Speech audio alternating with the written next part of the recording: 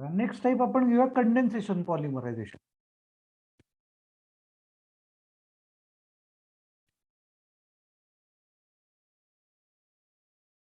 बघू काय काय फॉर्म होतो.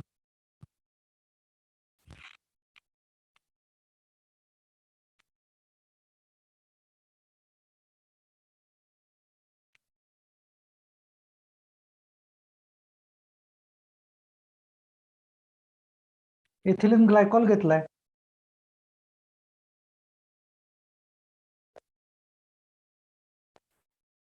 डिटेलमध्येच ठेवतो स्ट्रक्चर म्हणजे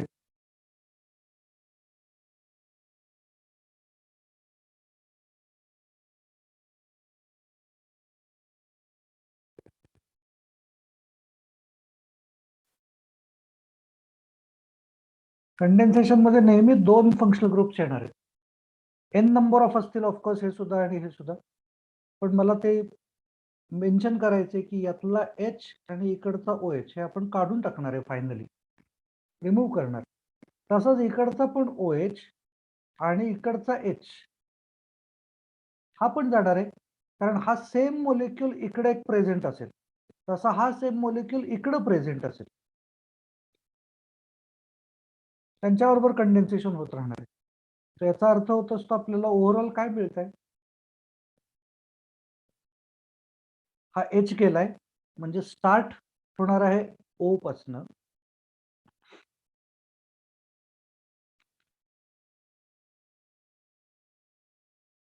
पुढे काय होईल, CH2O CO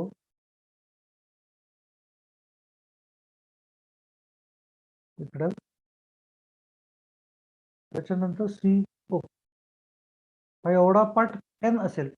आता एकदा बरोबर आलंय ना आपलं बघण्यासाठी काय करायचं, हा पार्ट आहे तो एकदा इकडं लावून बघायचा, म्हणजे तिथनं परत रिपीट झालेलं दिसतंय ना हे चेक करायचं. म्हणजे या सीओच्या पुढं काय पाहिजे ते हे आलं पाहिजे. म्हणजे इथं COO CH2 म्हणजे हा इस्टर फॉर्म झालेला बरोबर चाललेला आहे, म्हणजे आपलं बरोबर आहे. तसा इकडं C डबल बॉन्ड O आणि त्याच्या आधीचं टेरिप्थॅलिक त्याची रिंग, ओके, म्हणजे हा COO CH2 म्हणजे हे पण बरोबर चाललेलं आहे, म्हणजे आपलं हे बरोबर आहे.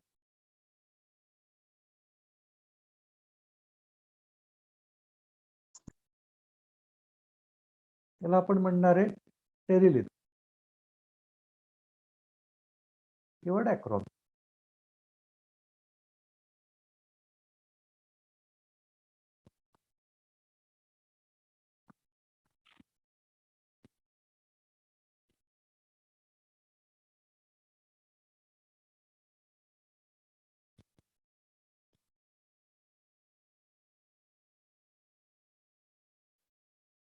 नेक्स्ट काय असू शकतं,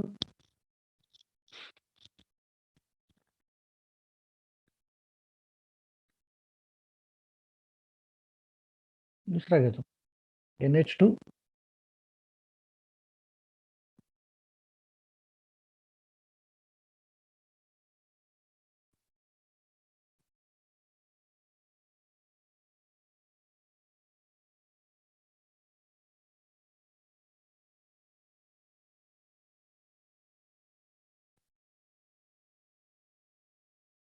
परत दोन फंक्शनल ग्रुप्स आले. काय करायचं आपल्याला, याचा OH याचा एक H, म्हणजे NH सिंगल बॉन्ड CO म्हणजे अमाइड फॉर्म करायचं आहे. तसं इकडचा सुद्धा एक OH आणि इकडचा एक H, म्हणजे ओव्हरऑल रिॲक्शन काय झालेली असेल, इथं शिल्लक राहिलेलं असेल NH, पॉलिमर होणार तिथं, पुढे CH2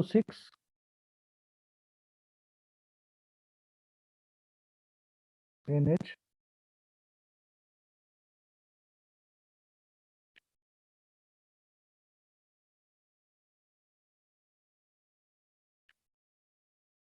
N. काय तयार झालं, हे 6 कार्बन वाला घेतलाय, हा 6 कार्बन वाला घेतलाय, म्हणजे हा नायलॉन 6 आहे. तर ते मी इकडं मोनोमर्सची नेम्स लिहून ठेवतो. इथिलीन ग्लायकॉल याला आपण म्हणतो टेरिप्थॅलिक ऍसिड.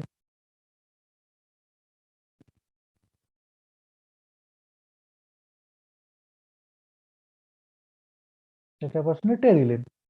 हा आहे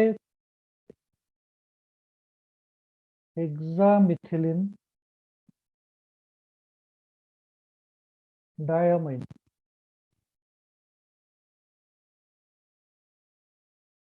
हा आहे 6 कार्बन्स असलेला acid, di acid actually, that is adipic acid.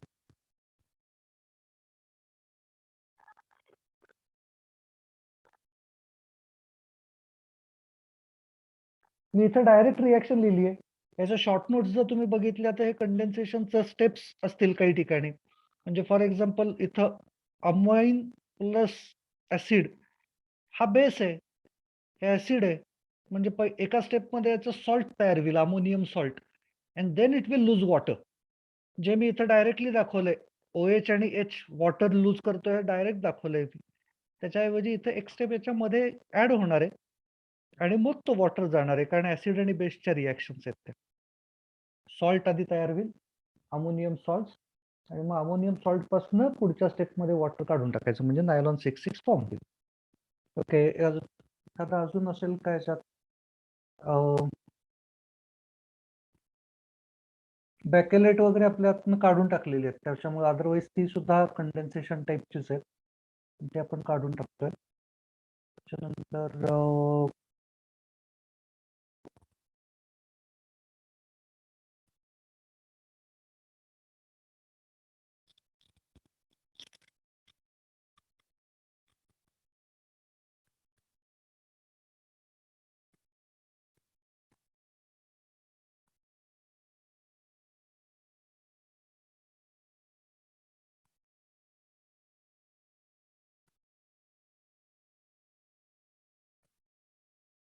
म्हणजे वरचंच घेतलं इथिलिन ग्लायकॉल, त्याचे रिॲक्शन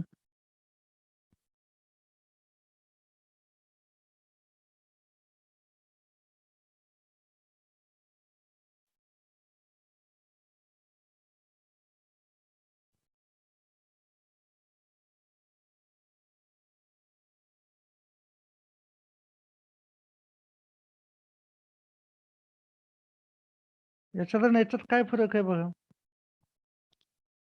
बेन्झिन रिंगच आहे, फक्त पॅरा पोझिशनच्या ऐवजी ऑर्थो पोझिशन्स घेतल्यात 2 डायसाइड ऍसिड करायला.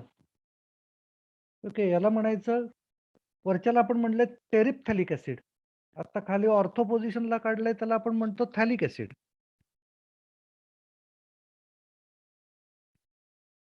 बाकी सेम आहे सगळं. इथिलिन ग्लायकॉल सुद्धा वरती पहिल्यामध्ये यूज केलाय तोच घेतलेला आहे. काय तयार झालं पाहिजे? याचा OH, याचा H, तसा याचा H आणि याचा OH. ऍसिडचा OH घ्यायचा, हे लक्षात ठेवण्याची गोष्ट आहे. इस्टर तयार करताना ऍसिडचा OH घ्यायचा आणि अल्कोहोलचा H. काय फॉर्म होईल बघा. O पासून रिपिटेशन सुरू करायचं.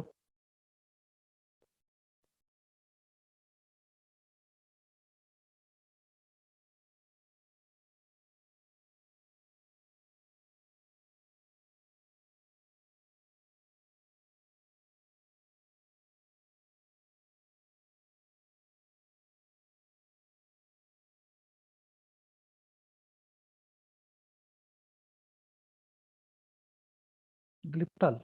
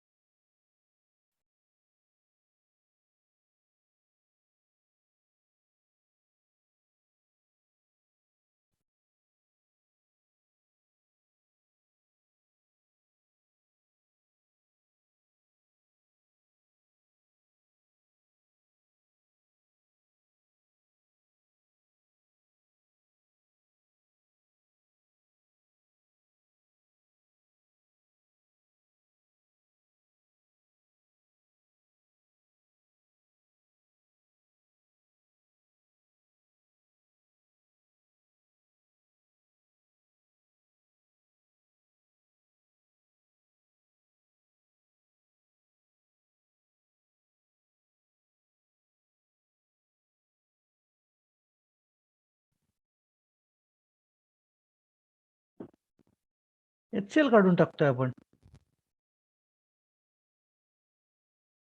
ओके, यांची नेम्स लिहितो. काय फॉस्जिन, हा आहे बिसफिनॉल.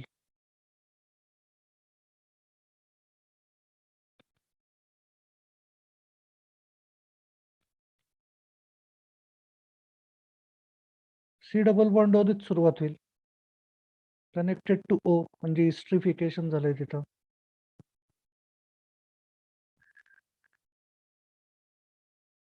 बाकी आतलं स्ट्रक्चर आहे तसं सगळं रिपिटेशन.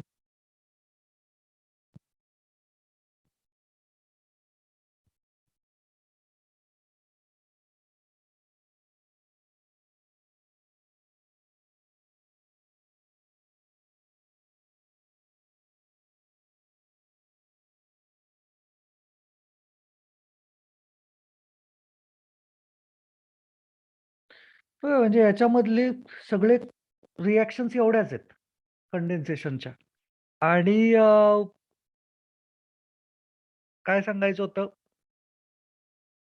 तो जो चार्ट होता चॅप्टरच्या शेवटी त्यातली सुद्धा एक्झाम्पल्स याच्यात घेतली आहेत. एखाद दुसरं काहीतरी राहिलं असलं तर ते तेवढ्या याच्यामध्ये ऍड करून टाका. एखादं जर राहिलं असलं माझ्याकडनं तर तेवढी एखादी रिॲक्शन त्या त्या पॉलिमरायझेशन टाईप खाली त्याला ऍड करून टाका. डिलीट करतो. 1 मिनिट. ओके ओके थांब.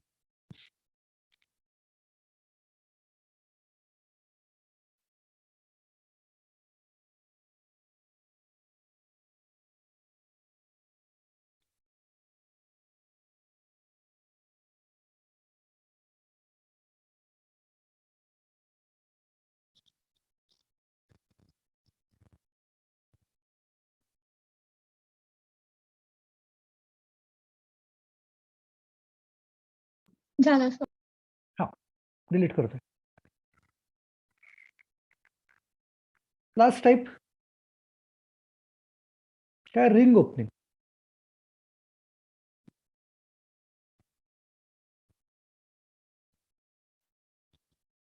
रिंग ओपनिंगसाठी मला वाटतं फक्त एकच रिॲक्शन आहे आपल्याला आपल्या सिलेबसमध्ये, नायलॉन 6 फॉर्म करण्याची.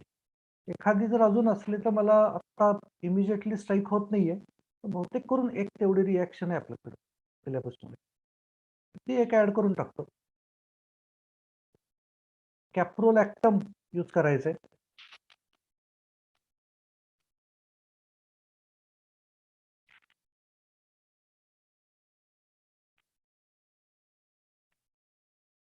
सेवन मेंबर्ड रिंग.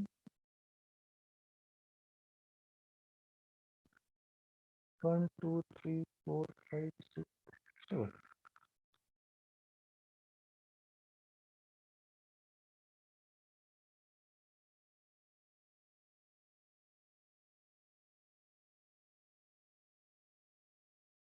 बाकी सगळे CH2 आहेत. N नंबर ऑफ घेतला, काय करायचं, हा बॉन्ड ब्रेक करायचा. आणि पॉलिमरायझेशन म्हणजे काय म्हणायचंय, फक्त NH पासून सुरुवात करायची.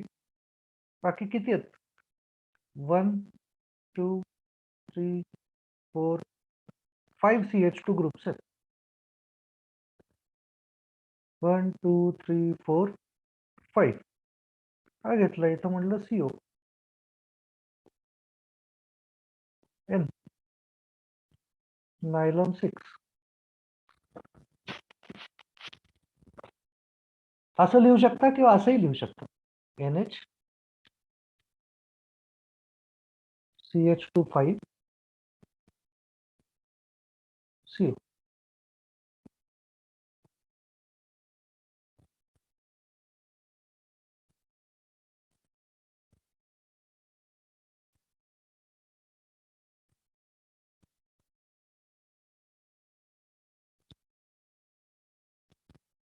तर हा पूर्ण चॅप्टर रिवाइज झालाय. 2 गोष्टी शिल्लक आहेत, तेवढ्या 2 गोष्टी आत्ता लगेच करून टाकायच्या का? चला करून टाकू. डिलीट करतो.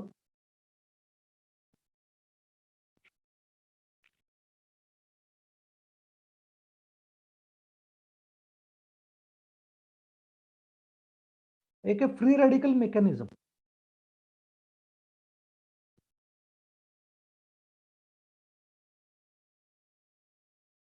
कशाचं? कुठल्याही ऍडिशन टाईपच्या रिॲक्शनचं. समजा पॉलिमरायझेशन करायचे इथिलिनचं, पॉलिथिन फॉर्म करण्यासाठी. फर्स्ट स्टेपमध्ये आपण काय करतो? ऍसिटिल पेरॉक्साईड घेतो, initiation reaction.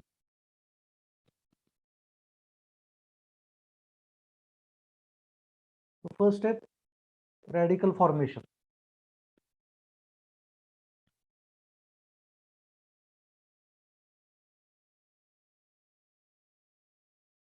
Second step initiation.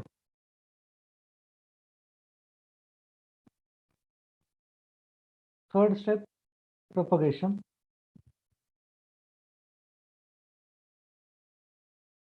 त्या स्टेप्स कितीही वाढत जाऊ शकतात. And fourth step termination.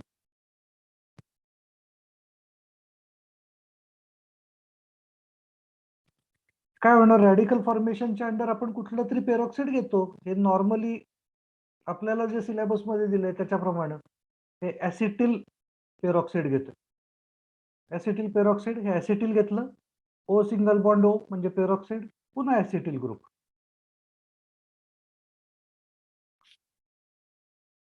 होमोलायटिक cleavage दाखवायचं.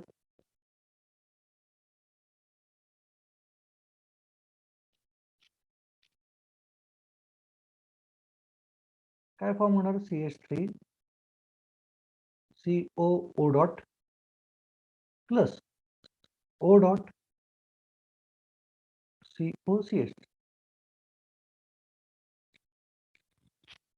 काय करायचं? इथला डॉट जो आहे, इकडचे जे इलेक्ट्रॉन्स आहेत ते इथं घ्यायचे. काय इथं घेतला? सेम प्रकार इकडे करायचा या बॉन्डमध्ये. म्हणजे याच्यातनं CO2 मोलिक्युल फॉर्म होतोय तो. म्हणजे याच्यातनं CH3 डॉट रॅडिकल्स फॉर्म झाले 2 आणि प्लस 2 CO2 गॅस लिबरेट झाला. आता हे रॅडिकल फॉर्मेशन झालेलं आहे. CH3 रॅडिकल्स फॉर्म झाले. नेक्स्ट स्टेप मध्ये काय करायचं? इथिलिन घेतला. म्हणजे समजा हा ethylene CH2 double bond CH2, त्याचा हा CH3 रॅडिकल आहे. काय करणार? हा रॅडिकल इथं डबल बॉन्ड मधला एक इलेक्ट्रॉन इकडं, एक इलेक्ट्रॉन कार्बनच्या डोक्यात.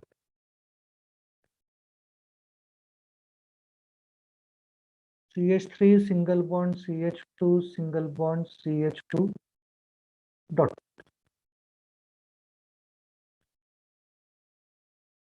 चेन इथिलिन मधली इनिशिएशन स्टेप झाली. इथिलिन मध्ये रॅडिकल आलं. काय करायचं आता? हेच रॅडिकल घेतलं, पुढं कंटिन्यू करूयात. हा तयार झालेला रॅडिकल घेतो, CH3 CH2 CH2 dot and new molecule CH2 double bond CH2 ethylene. काय फॉर्म करणार? हा रॅडिकल इथं, डबल बॉन्ड मधला एक इथं, त्याच्यामुळे डबल बॉन्ड मधला उरलेला इलेक्ट्रॉन कार्बनच्या डोक्यात. काय फॉर्म झालं?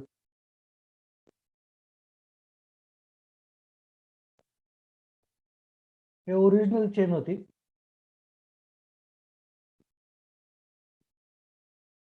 चेन ग्रो होत चालली आहे, लेंथ वाढत चालली आहे. परत हाच मोलेक्युल रॅडिकल खाली घेतला, नवीन CH2 डबल बॉन्ड CH2 बरोबर केलं. असं करत जाणार. आपण खाली टर्मिनेशनच्या बाबतीत म्हणूयात. ते CH3 आहे, CH2 single bond CH2 single bond CH2 असे भरपूर असतील. Let's say n number of आहेत. तरी पुढे एक CH2 single bond CH2 dot आहेच. असे जर दोन एकत्र आले, ते रॅडिकल रॅडिकल कंबाईन होतील. म्हणजे काय फॉर्म होईल? म्हणजे फॉर्म होईल CH3 CH2 single bond CH2 n times, मध्ये CH2 CH2 CH2 CH2 हे दोन आणि दुसऱ्या चेनचे दोन, असे ते 4 दाखवलेत. त्याच्यानंतर CH2 CH2 च्या दुसऱ्या चेन मधले N आणि CH3 म्हणजे हा पॉलिथिन तयार झाला.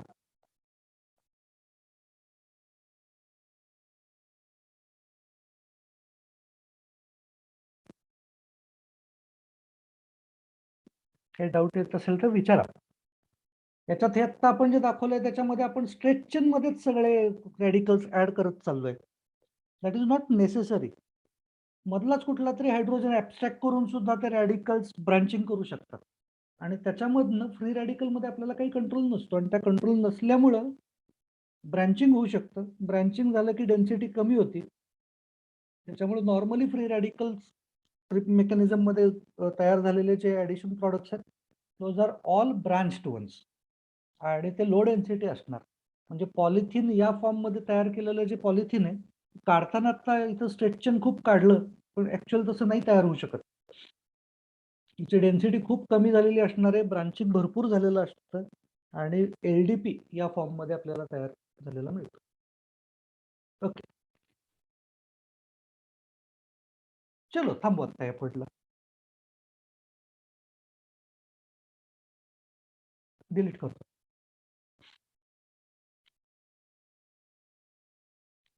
लास्ट एक पार्ट शिल्लक आहे, दॅट इज वल्कनायझेशन. वल्कनायझेशन साठी आपण काय करत असतो? वल्कनायझेशन साठी ओरिजिनली आपण नॅचरल रबर घेतो. नॅचरल रबर आणि मग त्याचं वल्कनायझेशन मध्ये आपल्याला S सिंगल बॉन्ड S असं तिथे ऍड करायचंय. त्याच्यासाठीची जी चेन आहे त्या आयसोप्रिन सिस फॉर्म मध्ये आपल्याला हे करायचे.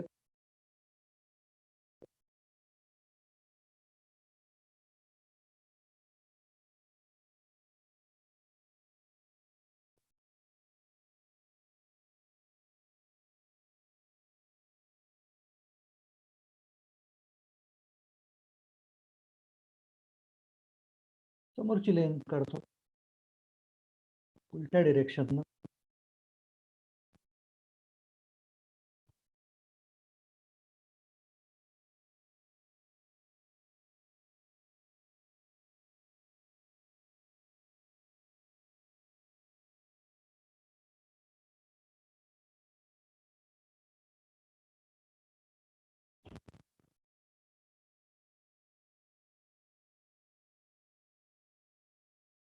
तर काय केलेलं आहे? हा एक मॉलिक्यूल आहे आयसोप्रिनचा, हा दुसरा मॉलिक्यूल.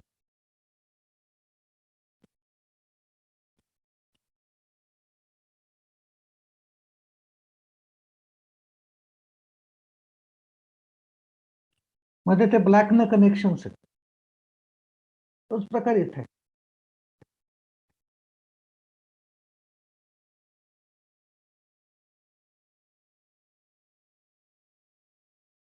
आणि डबल बॉन्डच्या सिस सेम साईडला ती चेन ग्रो करत नेलेली. इथे डबल बॉन्ड आहे, एकदा इकडं घेतला मग तिकडं ग्रो केली, पुढचा डबल बॉन्ड घेतला की उलट्या डिरेक्शनला घ्यायचं म्हणजे ती चेन याच बाजूला ग्रो होती. नाही तर ती अशी तिरकी तिरकी वाढत जाईल, इकडच्या साईडला वाढत वाढत वाढत जाईल. म्हणून इकडे घेतली, या डिरेक्शनला वाढेल. परत हे सिस या डिरेक्शनला वाढत गेली पाहिजे परत वर.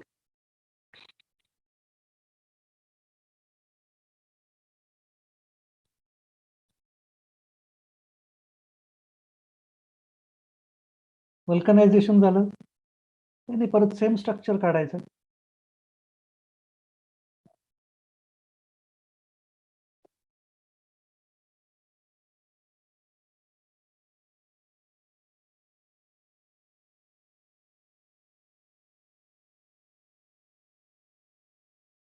इथं मी डबल बॉन्डचा सिंगल केलेला आहे त्यामुळे समोरचा पण करतोय.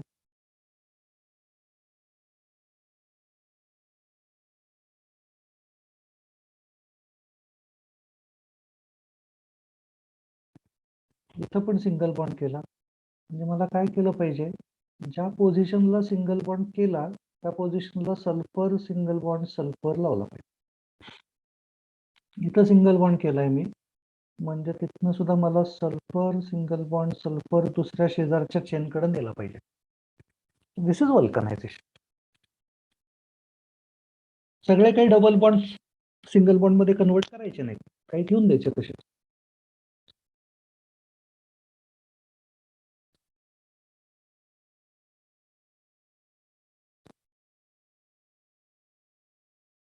हा पूर्ण चॅप्टर कव्हर झाला आपला.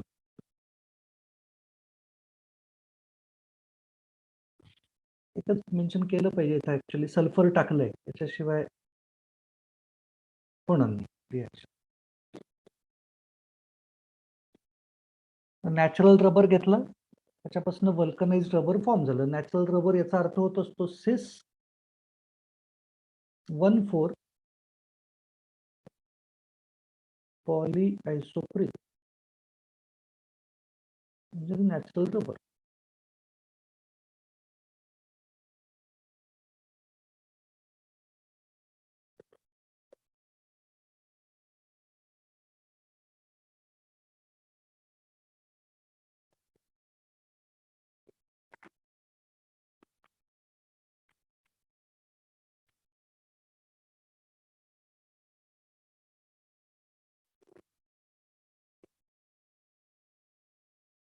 चला थांबू आता, काही डाऊट असला तर विचारा. सिंपल झाला ना चॅप्टर एकदम, या नोट्सच्या फॉर्म मध्ये. Yes, sir.